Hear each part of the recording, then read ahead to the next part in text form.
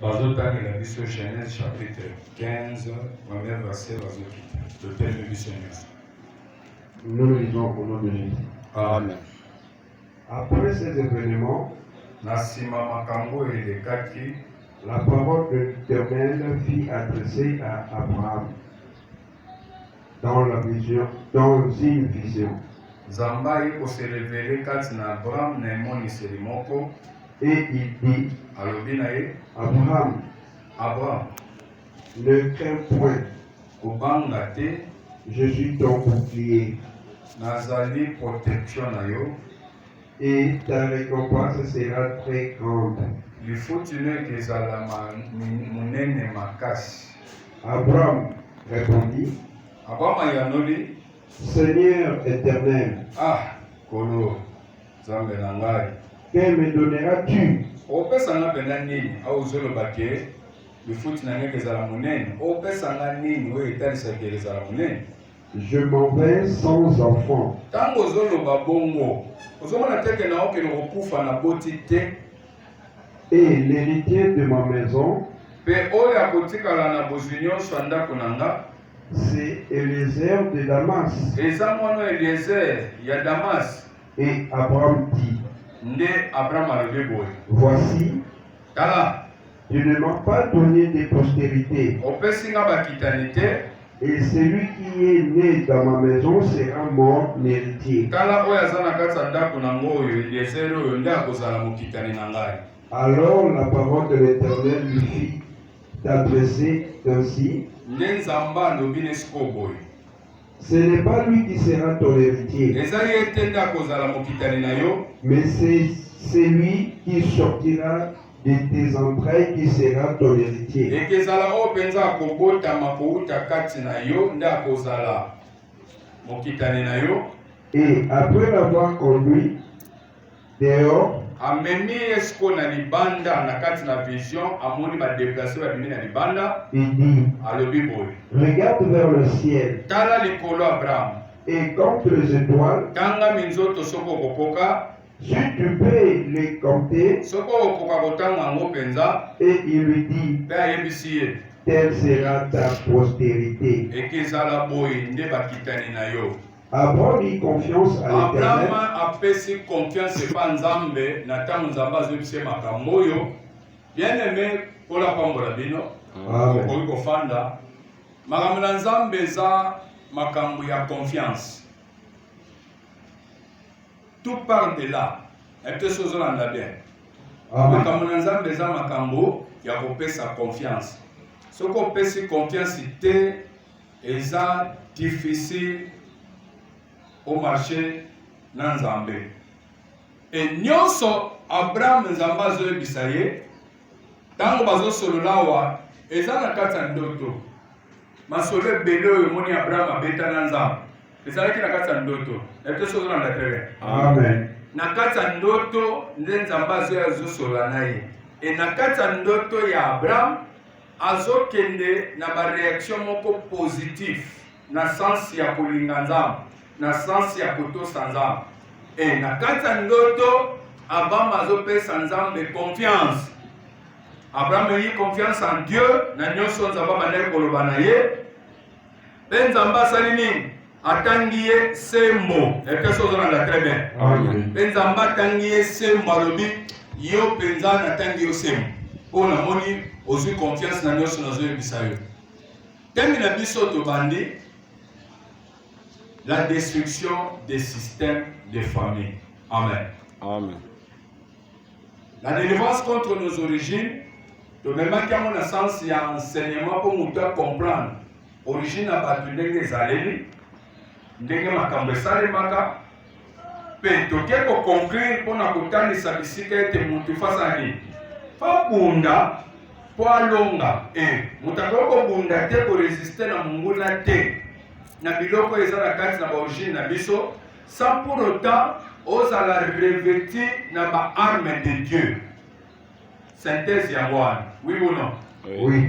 S'il faut combattre, Bible dit prenez toutes les armes de Dieu pour permettre bino kolonga monguna pe kotelema ngwi après avoir tout surmonté, après avoir kobundelo komo tolongi ozalaka toujours ya kotelemaka ate azongi alongo te sengeli ozalaka revêti na baart nde sens na memaki enseignement pour comprendre que na nyonso tokoluka délivrance il faut l'enseigner pour yeba comment je peux utiliser l'arme de Dieu pour attaquer le code. Donc utiliser nini pour kata singa ya famille. Donc utiliser moto na nzambe, na utiliser mopange kata singa nyonso ni. Na ndio so comprendre na solo ba. Alors ce que bantu baza mal enseigné zoé. Amosimba mafuta fido. Azuma mafuta rosani.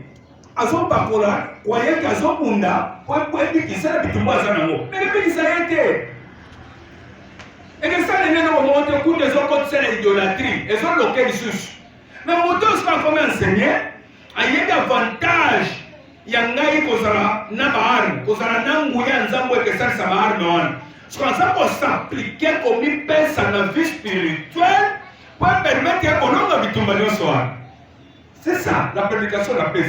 Maintenant, ce qui est la connaissance. Alléluia. Amen. Lorsqu'on a la connaissance, bien aimé, nous avons introduit Matéa, semaine de bandit, Moussala. Moussala n'a pas de zo banda, boui. Tu m'as dit la chaîne de prière. La personne est bien. Amen. Amen. Lundi, Nabutu. Lundi, Nabutu, à partir d'Anda Kubisika Yozali. 0 heure, jeûne prière et bandi. Jeûne prière na biso ezoki ndengeni. Journée mobimba toza kosala na kaka biloko eza léché, c'est-à-dire tina lipa okoko mela mwa potopoto ndongo melaka melikamba fufu, likamba kwanga, likamba loso, likamba madesu après prière ya pokwa. Na teso zolana. Amen. Semaine liboso to ke na ngobon. Eza étape oyo bato baeshuelaka mingi ozotondisa enseignement ozokoma na mayele mais mosala esengeli esalema po ekende kodelivre moto mosala wana eza te parce que baenseignement nyonso ozozwa otondi nango mosaleli te ozomona te bazokende niti parce que lokola na comprendre ke baorigine eta ndenge ezalaka tobimeli place boyeboye makambo nango sekangi biso maintenant il faut na combattre, on peut combattre, on va passer enseignement qu'il faut na revêtir na force ensemble et na bahar ensemble, dès que permettre na bunda na long. Et maintenant c'est quoi? Donc on a un enseignement, il faut ce qu'on a bunda. Et pour la bunda, thème la chose que ça, la destruction des systèmes de famille. C'est-à-dire quoi? Na ba origine ni osoto bimeli na so continuer le programme de la paix. C'est même mon mimeza bon. C'est aussi ça vendredi. Les akatina li par la journée. Na pourquoi de ça nini to lie biloko après prière mais toujours garder temps il y a prière c'est-à-dire partout aux allez dans ndako garder attitude ya nini il y a prière pour to comme une temps il faut bunda il faut kata il faut nous conformer pour permettre de vivre ça ni échanger sinon il y a risque aux autres qui na position ça na mo enseigner mon salemi enseignement. La position initiale. Mais avec Dieu, on peut tout changer la prière. Avec Jésus, on peut tout changer la prière. Alors c'est même mon message bon. C'est même mon message bon. Le code de système en famille est allé. Et la carte de système en famille, prêtez-moi l'oreille. Batunio sont basés dans le même système. Et système est Nikoloba, Nin, quand on parle de système de famille, c'est-à-dire quoi? Et c'est le connu. Il y a quelque chose là. Amen. Amen. Système de famille, c'est un principe moko OEC Chama, programme moko OEC Chama, oyo batunyo so baza censé ya ko se soumettre nango. Olingo lingate obotami na kati ya origine songolo ndeplace na bibi c'est ma famille na to so na tebe Amen. na kati na origine na biso espace to bimeli ndepli bisika famille moko bibisi biso. Alors na kati ya système ba chaque famille système ezali makambo moko esechama ba loi moko si ba vota eza établi oyo mutu nyonso aza censé yako exécuter, yako se soumettre, c'est-à-dire non obotami o mato kita, oyepo mikitisa na se ya système wana bacha. Pourquoi? Posa membre à famille, poser loko na bango à famille, osa makila na bango à famille. Alors vous êtes obligé à se soumettre na oye se chamba na kata famille na vie. Est-ce que vous comprenez la définition? C'est ça la définition. Eh, maintenant parce que le système à ma belle, c'est-à-dire ndenge makambo na bango ça le melaka. Et ça ma belle. Façon bâtir makambo na bango wana. La quelque chose dans la tête. Alléluia. Amen. Papa quel est mon temps?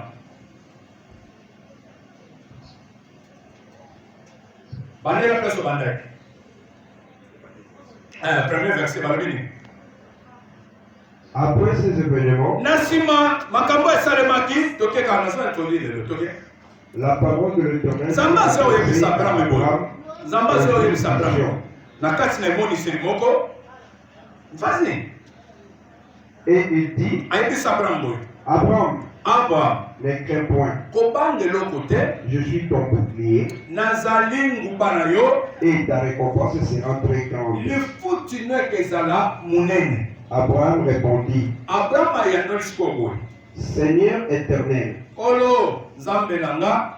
que me donneras-tu? Nini yango pesanga. Je m'en vais sans enfant. Nazo kufa na botite. Et l'héritier de ma maison, c'est Eliezer. Mutakoko sikana na biloko na ngai. Nde eza mupaya oyo, mutasiri oyo, Eliezer oyo nazo eko mwana musala. Nde azotikala. Héritier biloko na nga. Alors la parole de l'Éternel lui fit t'adresser. Nzamba yebisi esko boye. Ce n'est pas lui qui sera ton héritier, Yako za héritier na yote. mais c'est celui qui sortira de tes entrailles qui sera ton héritier. Oyo yo penzo kobota nde akozwa biloko noyo ketikala. Mais mopaya moto ya pembeni ya koza héritier te. Mais oyo kobota. Ton réfléchis moi ok. Papozo ke na verset 13. C'est-à-dire selon Dieu, soki nzamba zwi mutu na ye abandi otambola na yo soki akopambola yo akopesa biloko nzamba apesaka ngo mpo nani atikala na biloko wana mpo nani atikala na biloko wana bana batikala na biloko wana nayebi te solanda te bien. C'est-à-dire déjà parlant nous devons comprendre que la bénédiction de l'Éternel est un caractère moko continu. Alléluia. Amen. Alléluia. Amen. La bénédiction de l'Éternel est un caractère moko continu. C'est-à-dire, est un caractère moko il faut continuer pour exister. Et ça là, et bungate. Ce qui nous a pas mori caractère dans nos arabons. Ce qu'on a pas fait ça y est. Il y a des choses sur bilo. Aux anango. Mais monter à côté quand on a bilo kono, faut ou ta carte na yo. C'est que pour l'ensemble, héritier comme ça la tête que mon tumo pour adopter. Nano ba bien bazowe ba yok. Soko za na poso za l'héritier. Il y a biloko ko utapana nga spirituellement. Il faut te faire un enfant. Vous comprenez? Amen.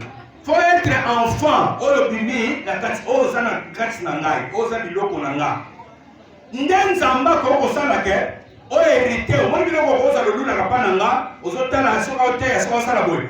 Eza pasi te bozwa ngo onzamba sala ke oyo azopesa baboti bana basani bazwa. Même spirituellement, okozwa ngo si tu te fais fils, soko misali mwana. Amen. Amen. Soki kolo Yesu azwi gloire, azwi kembo nyonso bapesi ye, kwa ndimaka misala nani? Mwana. Andisali fils, il s'est fait fils. Aya zoba papa le ngolo loko, mais toutefois, volonté de nesani. Et ça, c'est-à-dire, il y a zo exécuté volonté à nani, il y a papa. Neba ele reza na l'église. Ndo moni bana musu batomboka batiki l'église bakei, mais ozo kende. Ozo héritage te. Oh, boy comme ça la fils. Est-ce que moi na ko kabana papa na? Ndamu na botu zo wende yo bota bana bana ba ko kabana. Baza oya ndamba sama kilena ngado moyo kabana ngesa. Mwana ko kusikira papa te, mwana ko kabana na papa te. Mwana kenda kana papa ti akeba kundi moboti. Ya tikali héritier. Et c'est ça la logique ya makamunios. La personne en a tebe. Amen. Dialogue na bango eza entre Abraham na Nzambe. Bazo solola. Na misolo bazo solola. Abraham aza na souci moko oyo azolukela mo solution. Alobi malgré nyonso naza nango me nabota te. Verset 13 Nzambe azwi akoloba nini? Et l'Éternel dit à Abraham, Nzambe azwi akoyebisa Abraham eboyi olanda ngai place mateza. Sache que tes descendants seront étrangers dans un pays qui ne seront point à eux.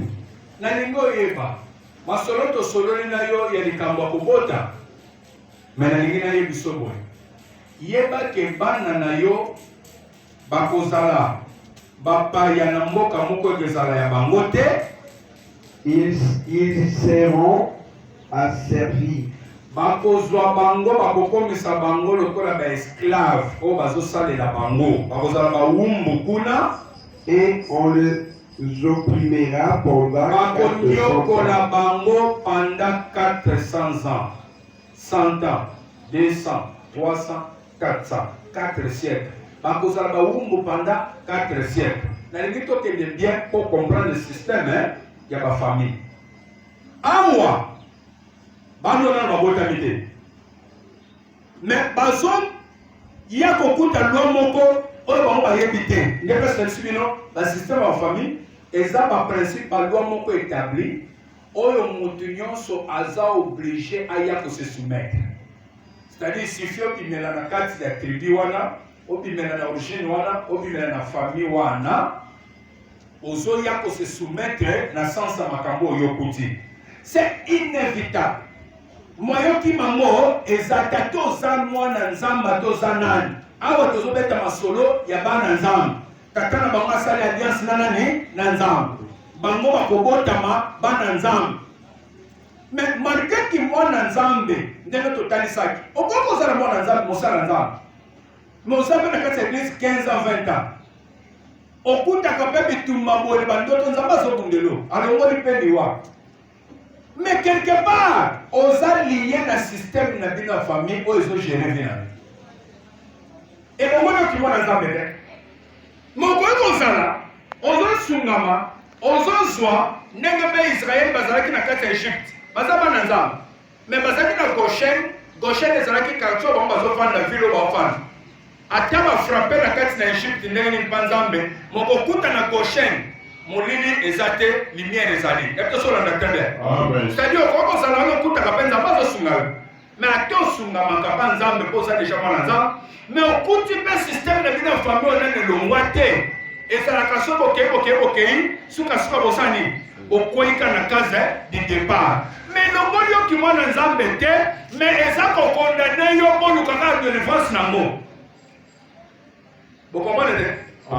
Siko bana bazoya kobotama bazoya kokuta système moko na famille ya Abraham oyo bango basali te oyo bango baluki te nde tolobi balwa badécision bamakambo esi edesida bato nyonso bazoya kose soumettre yo linga te okokoloba nga na coopérative famille nasala nini osala eloko te oyende kokuta système ya bato moyen bouger eza te mais pour bouger il faut lukoningisa ngo avec Jésus soki nkolo asungi yo te moyen mpe longwa eza te nakofea comprendre bino po bomona ke bazalaki na bowumbu yango bakuti deja bakoko Abraham asasali alliance moko spirituelle bayebisi ye ke o matokita bana basani bakoya kobotama bazala baesclave nakopesa bino Josué 5 verset 9 ozomona Nzambe azoloba aujourd'hui j'ai enlevé votre condamnation.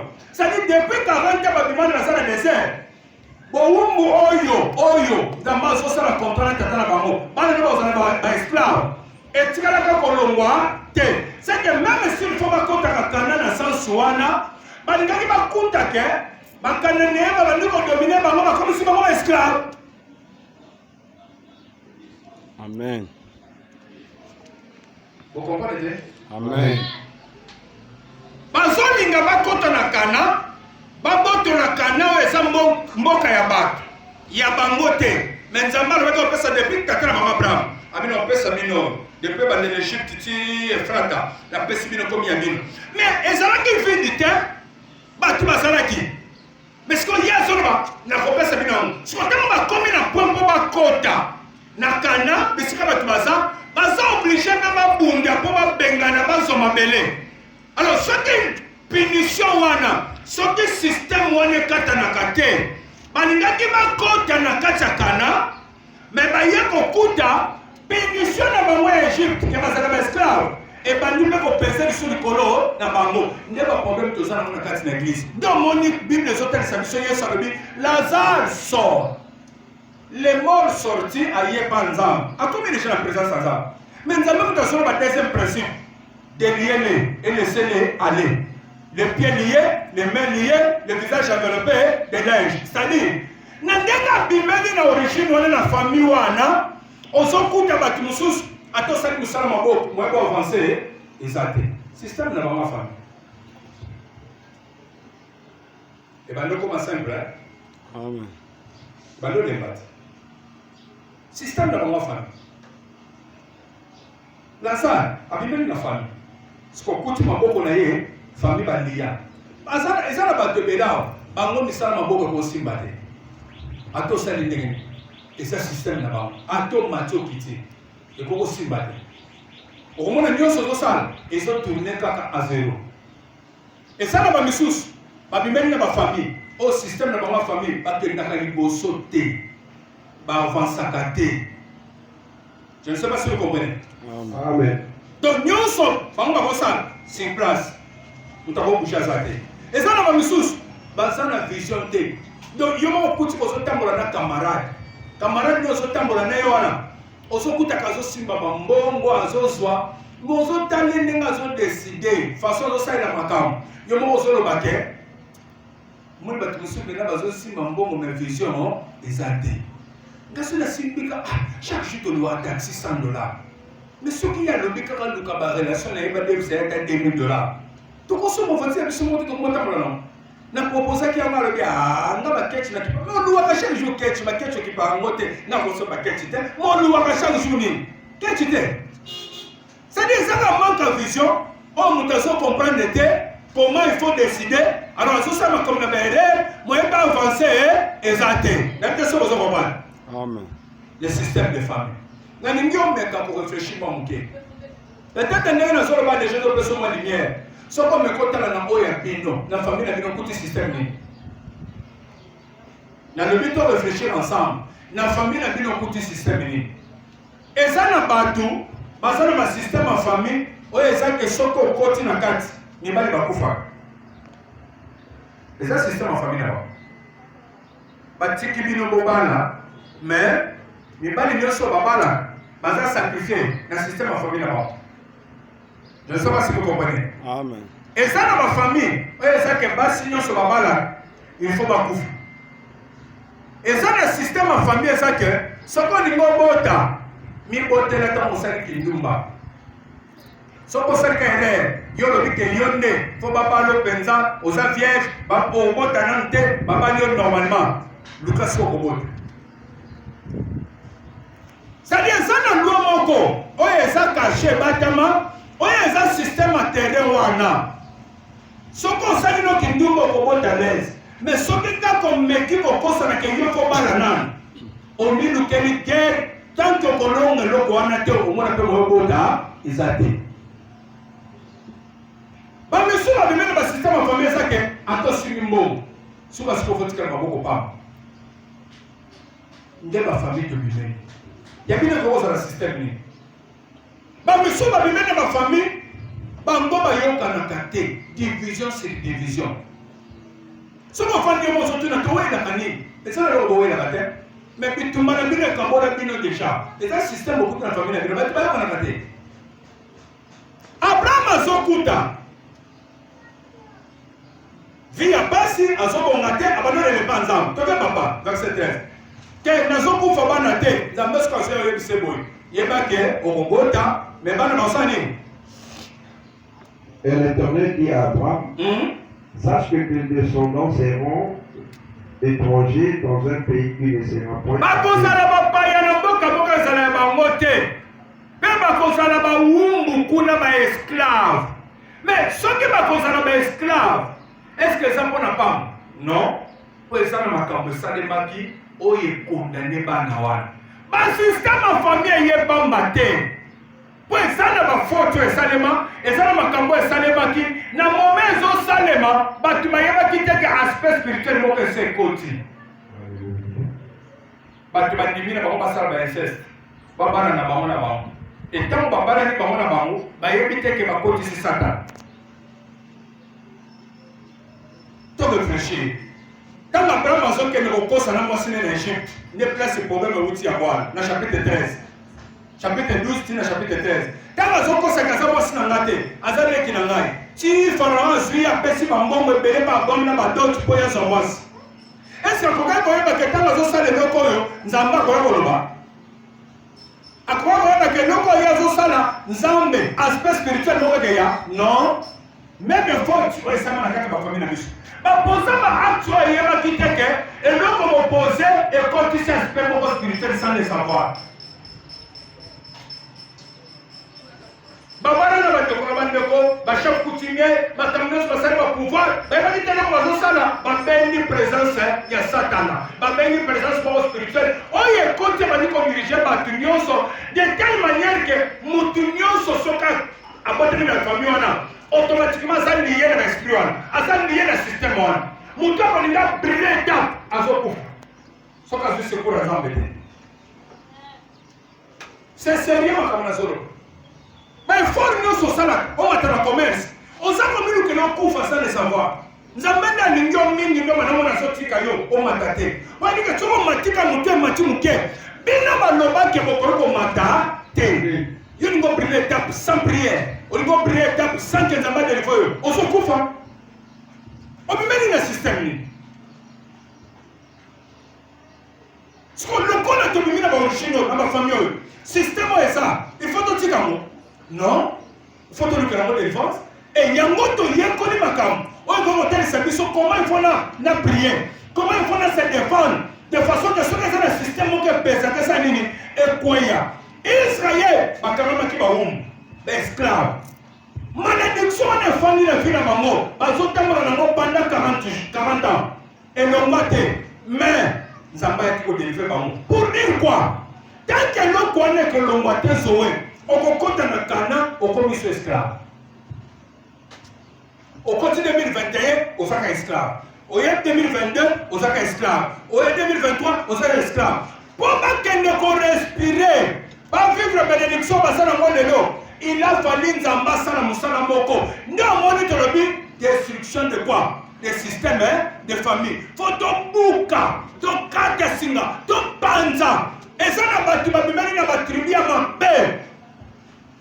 Système na bango eza bonganga bango baza batakisi bango ni kambakisi petit problème babimani na système ba mabe ata kwai na mai bakufa na mai te akosantir eloko mungu memie ete bimise libanda oyo ezo memie ete bimise libanda eza nini soutien nyonso oyo aspect spirituel eyoko bimise na libanda okufa te oyebe eloko nini bango mpe bazozola kati na basystème ya famille. Il a fallu Nzamba ya délivrer bam. C'est pour dire que ceux qui t'ont fait nous sommes te bandits. On néglige le problème des athées. N'a pas qui n'a réfléchi. Et je me suis dit que même samedi t'ont prié. Tant que vous quittez. Même samedi t'ont salini, t'ont prié. Qu'il t'en a biso 18h tout ça, t'ont bandit. Et sa prière il y a délivrance. To yé pour te yate, mais to yé pour tout sambela, peba sambela, biso. Amen. Ce qu'on s'appliquait, ne place au moins la singeta kani. Tant. Ce qu'on me passe, nous demandons la place de délivrance et la tête et c'est-à-dire quand on prie la semaine dernière, il nous faut l'homme supérieur, pas ça ni assembler la biso, abonder la biso. N'a fallu réfléchir trop. Il faut tout ça dans mon il faut programme on a samedi à la bombe. 18h prière de bande. Tu 20h aussi ça tout samedi. Tu y a pour ça ni pour détruire hein. Tu bandit pour détruire toujours détruire. Donc on se dit que pour ça qu'il y a un problème, tu vas beaucoup parler la tête. Tu vas beaucoup toujours détruire le système on est en famille. moto etumba singa wana ekatana mopange ekata singa oyo todétruire na suka na baofrande na biso basambeleli biso batieli biso maboko nzambe basala na manda ya mosala na nzambe de façon que soki eloko moko ekangamaka ezali efungwama soki tosali yango te changement eza te po nzambe azalaki oblige aya asalela bango service wana. Josué chapitre 5 verset 9 tosukisa wana nga naza na sa moïse rapidement. Josué 5e livre après Deutéronome, Genèse, Exode, chapitre 5 verset 9, Bible bénie. L'Éternel dit à Josué, aujourd'hui, lelo, toliki ke bapriere na biso ya semaine oyo na bapriere na biso ya samedi ntango totemi tosambela nzambe paloba lelo na ndimi kodelive oyo nayebi te soki oyoki nayebi te soki ozoyoka tolingi ke ntango totelemi wana tolingi osambela epuse nzambe aloba ke mpo na yo lelo nandimi kosani kofungola yo lelo nandimi kobikisa yo lelo nandimi kolongola maladi oyo ekangaka bato na famille lelo nandimi kobomba lelo nandimi kebombola esa nini esina bato babimikala bato babimi na batribi babimi na bafamille baza baboyi bango nyonso baboyi toréfléchir ti ete tosekala batribi wana mosusu fokuta bango bazosaka misala moko ya mike soki yo moko ofandi pene otali biloko motu azoteka aovivre na eloko nini omilobeli mpe ke esenga na kokende otambola pene mpo natekaka biloko oyo yo momoni ke aosala eloko te mais yo ozomona ke aosala eloko te mais ye moko lokola aza ya kozipa maveugle ya omona aza bien epesolani bien ye azomona aza bien mais yo soki otali ozokelema.